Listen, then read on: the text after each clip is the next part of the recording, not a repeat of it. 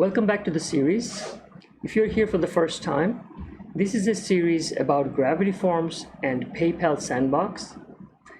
In the previous part of the series, we created and tested two different PayPal feeds to handle subscription and one-time payments using PayPal Sandbox. In this one, we will see how to accomplish custom tasks after successful payments using Gravity Forms PayPal hook. Now let's have a quick overview. Okay, we're back at the diagram. In the last two videos, the first one we created this form, and then second one we created these feeds and tested the transaction successfully with PayPal backend. This one we will use the function.php file, and we're going to implement this Gravity fulfillment hook, which you can find here, and they give you all the description, how to use it, the parameters, even examples. And with that hook, we will add the necessary if-then logic based on payment types. If somebody chooses subscription, we send them this way. We will have a already created post, an ID available, which will be in a draft mode, and we will use this one, WP update post function, to switch the draft status into publish and publish the post. And the other one, if it's a one-time payment, we will push them this way, where they can insert a brand new post and publish it at the same time using this WP insert post function. And once we perform both transactions, we will check the front end, the post pages, to make sure our posts are arriving properly. Now let's get started. Okay, we're back at the site, and before we start writing code, I need to do some prep here, which is I installed this extra plugin which will enable us to show the IDs of posts. And I also created a subscription post which is in a draft mode, and because of that plugin we installed, we can see the clean ID right here. And once we hit the code, you'll know what I'm talking about. Let's go to the functions file. All right, so let's first bring in gform PayPal fulfillment hook. And this hook we are adding, and this 4 represents 4 attributes that it carries. And process order is our function. So let's bring in our function. All right. So these are the 4 attributes. The entry, which has all the form entries and everything, and the feed is the feed that we created for, one for subscription, one for one time, and the transaction ID and amount, they come straight from PayPal after a successful transaction.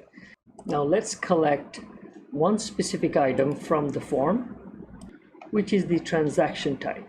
An entry, this entry is full of data, and as we looked at the debug log before, that's where we can actually collect the data from. So let's go check it out.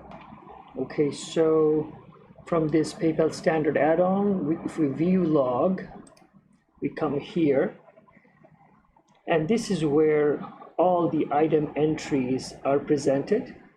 Right here, the number 11 is giving us the one time, which is the payment type. We can also collect them from the form itself. If it's a simple one, like this one, this one will give us the choices, right? Whether it's a one-time or subscription, right? And look at this field ID. It's 11, and let's verify. See, this is the field ID right there.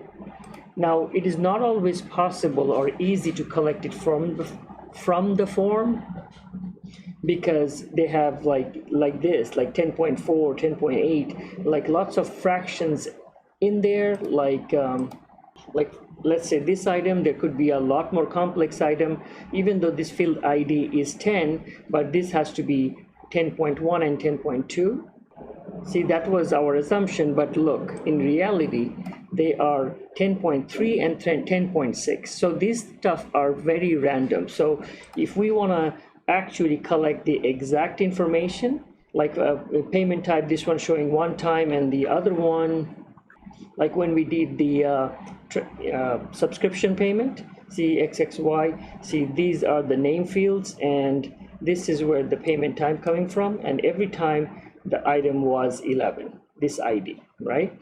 And that's why when you're developing, the debug log needs to be enabled, right? So let's go back now that we have our item right here, number 11.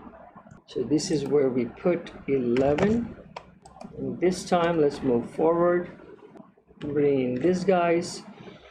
So now that we have our transaction type, so we're saying if it matches subscription, only then you go collect the, I mean, this is, in this case, we're going to provide the ID manually, but there are other ways to do so. But we're doing it this way so that we're not making it too complicated, right? So we know where to get this ID from. Let's go back right here. See, subscription, it's 19, right? So let's go use 19, because this is the one we're going to turn this status around. We're going to programmatically update this status to publish so that it shows up at the front end, because right now when we go to our blog page, it's only the default hello world, right? So if it is successful, we're going to see our subscription post available and published right away. So let's go add it to the code, 19. So if we finish a transaction successfully with subscription item, and then we're going to turn this 19 post and publish it.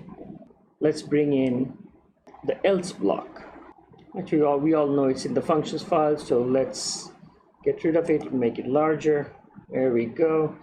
So now this is another function, WP insert post. This one will create a fresh new one, and the arguments are right here, the title and the content and the status. This will create this brand new post, and we titled it a post for one-time products, so we know for sure that this one will be inserted and published once we perform a successful one-time payment. Now let's go test it out. All right, moment of truth. So let's test it out. This time we're gonna go with sub user, because we're gonna use the subscription payment.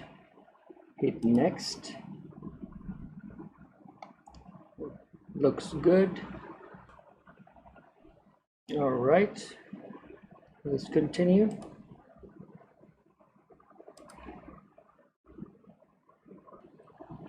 All right, payment successful.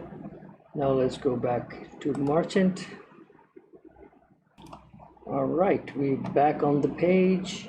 Looks like everything went okay. But now if we go to check our posts, boom, look at that.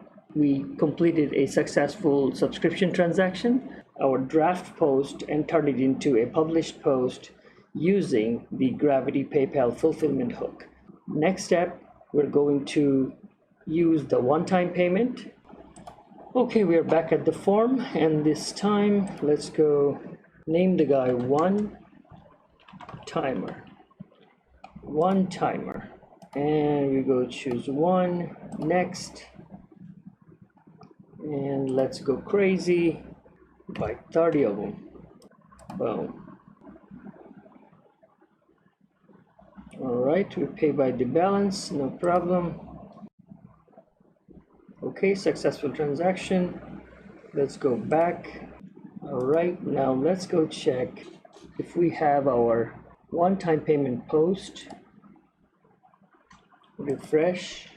Bam, there you go. A post for one-time product. This came straight from the code. Let's go check it out for 1 second. This was our code. This is the subscription guide. 19 got enabled, And this is the post we just created, a post for one-time product. This guy got published. Quick look at the back end right there. These are both subscription post and a post for one-time product. They're both now published using the code programmatically. And that concludes not only this video, but also the whole series about Gravity Form, PayPal's Sandbox, and being able to use the backend hooks to perform custom tasks. Thanks for watching.